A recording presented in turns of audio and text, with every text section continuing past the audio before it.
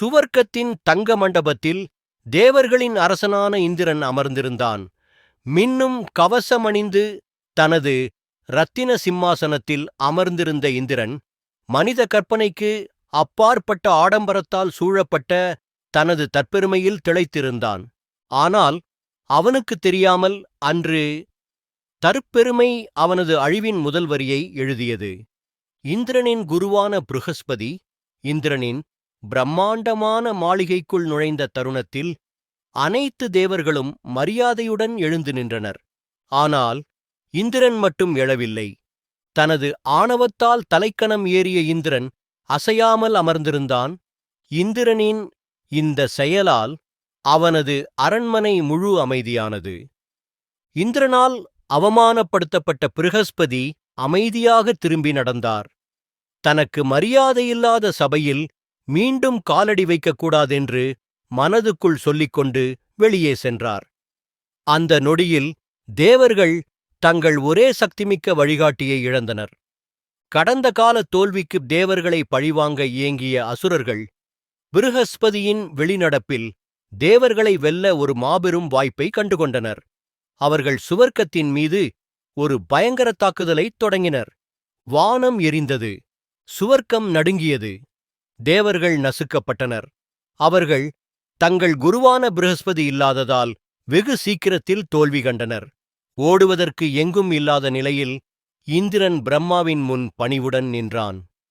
இது உனது தற்பெருமையின் விலை, இந்திரனே, பிரம்மா கூறினார். ஆனால் உன் போர் இன்னும் முடிவடையவில்லை. துவஷ்டாவின் மகனான விஸ்வரூபனை தேடு. இப்போது ப்ருஹஸ்பதி உனக்கு துணையாக இல்லாததால் விஸ்வரூபனால் மட்டுமே தேவகுருவாக இருந்து உன்னை மீண்டும் வெற்றியை நோக்கி வழிநடத்த முடியும்.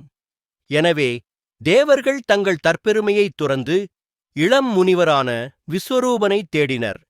அவர் ஆழ்ந்த ஞானம் கொண்டவர். ஆனால் அவர் பிறப்பில் ஒரு பாதி தேவர், மறுபாதி அசுரர்.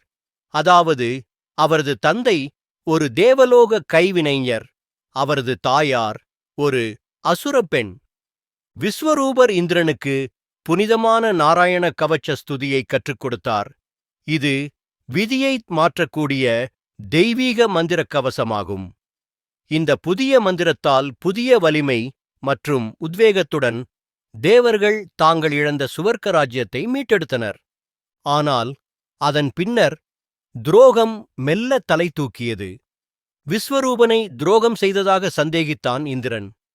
விஸ்வரூபன் அசுரர்களுக்கு இரகசியமாக வெற்றிக்காக யாகம் நடத்தி கொடுத்ததாக சந்தேகித்து ஒரு கொடிய முடிவை எடுத்தான்.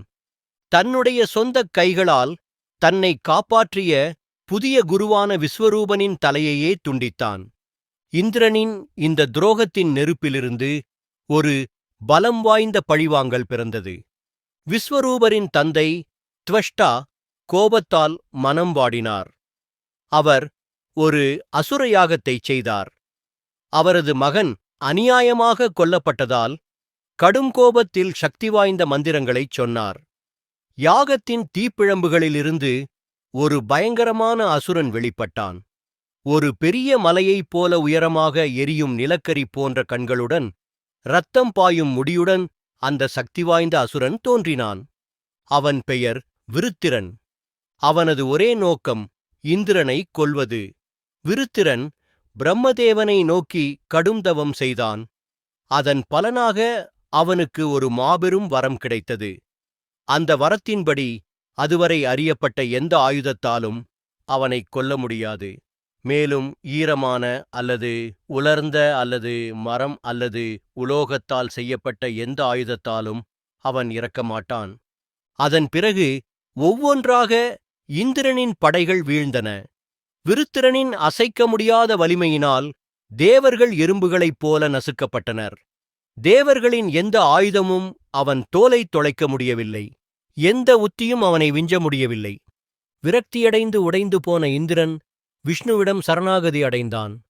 விஷ்ணு கூறினார், தேவர்களைக் காப்பாற்ற ஒரே ஒரு வழிதான் இருக்கிறது. தாதீச்சி முனிவரைத் தேடுங்கள். அவரது எலும்புகள் மட்டுமே விருத்திரனைக் கொல்லும் அளவுக்கு சக்தி வாய்ந்த ஆயுதத்தை உருவாக்க முடியும். அவரது எலும்புகளால் உருவாக்கப்படும் ஆயுதம் மரத்தாலோ அல்லது உலோகத்தாலோ செய்யப்படாததால் அது ஒன்றே விருத்திரனை கொல்லும் சக்தி கொண்டது. தேவர்கள் தாதீச்சி முனிவரை அணுகி இந்த விந்தையான கோரிக்கையை முன்வைத்து மன்றாடினர். பெரும் யோகியும் தியாகியுமான தாதீச்சி தயக்கமின்றி புன்முறுவலுடன் கூறினார், என் மரணம் உங்களுக்கு வெற்றியைத் தந்தால் நான் அதை உங்களுக்கு மனப்பூர்வமாக வழங்குகிறேன். தாதீச்சி ஒரு அமைதியான தியானத்தில் அமர்ந்து தனது இன்னுயிரை தேவர்களுக்காக தியாகம் செய்தார். அவரது எலும்புகளிலிருந்து விஸ்வகர்மா உடைக்க முடியாத ஒரு தெய்வீகமான ஆயுதத்தை உருவாக்கினார். அதுதான் வஜ்ராயுதம். அதன் பிறகு தேவர்களுக்கும் அசுரர்களுக்கும் இறுதிப்போர் தொடங்கியது. இந்திரன் தாக்குதலைத் தொடங்கியபோது வானம் மிகக் கருமையாக மாறியது. வஜ்ராயுதம் அவனது கைகளில் மின்னல் போல பிரகாசித்தது. அசுரர்கள் மலைகளையும் பெரும்பாறைகளையும் தேவர்களை நோக்கி வீசினர். ஆனால் வஜ்ராயுதத்தின் பலத்தால் இந்திரன் அவற்றையெல்லாம் தவிடுபொடியாக்கினான். இந்திரனால் அசுரப்படைகள் வீழ்ந்தபோது விருத்திரனே அசுரப்படைகளை முன்னின்று வழிநடத்தினான். ஒற்றை பாய்ச்சலில் விருத்திரன் இந்திரனின் வலிமை மிக்க யானையான ஐராவதத்தை நசுக்கினான். இன்னொரு பாய்ச்சலில் விருத்திரன் இந்திரனை தூக்கி வீசினான். ஆனால் வஜ்ராயுதத்தை விருத்திரனால் இந்திரனிடமிருந்து பிடுங்க முடியவில்லை. இறுதியாக விருத்திரன் அவனது வாயை அகலமாக திறந்து இந்திரனையும் அவனது வெள்ளை யானையான ஐராவதத்தையும் முழுவதுமாக விழுங்கினான். போர்க்களத்தில் அதன் பிறகு ஒரு மயான அமைதி நிலவியது. ஆனால் மரணம் இந்திரனை அவ்வளவு எளிதில் அணுக முடியவில்லை. விருத்திரனின் வயிற்றில் இருந்து கொண்டு இந்திரன் வஜ்ராயுதத்தைக் கொண்டு தனது முழு சக்தியை திரட்டி ஒரு பலமான அடியை அடித்தான். விருத்திரன் வலியால் துடித்துடித்து பூமியில் சரிந்து விழுந்து இறந்தான். பழிவாங்குவதற்காக பிறந்த அசுரன் விதியை வெல்ல முடியாமல் மரணித்தான். விருத்திரனின் வயிற்றை கிழித்துக் கொண்டு இந்திரனும் ஐராவதமும் வெளியே வந்தனர்.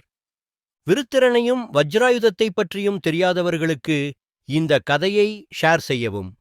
இந்த கதை உங்களுக்கு பிடித்திருந்தால் லைக் மற்றும் சப்ஸ்கிரைப் செய்யவும். இன்னும் ஒரு சுவாரஸ்யமான கதையில் மீண்டும் சந்திப்போம். ஜெய் ஸ்ரீராம்.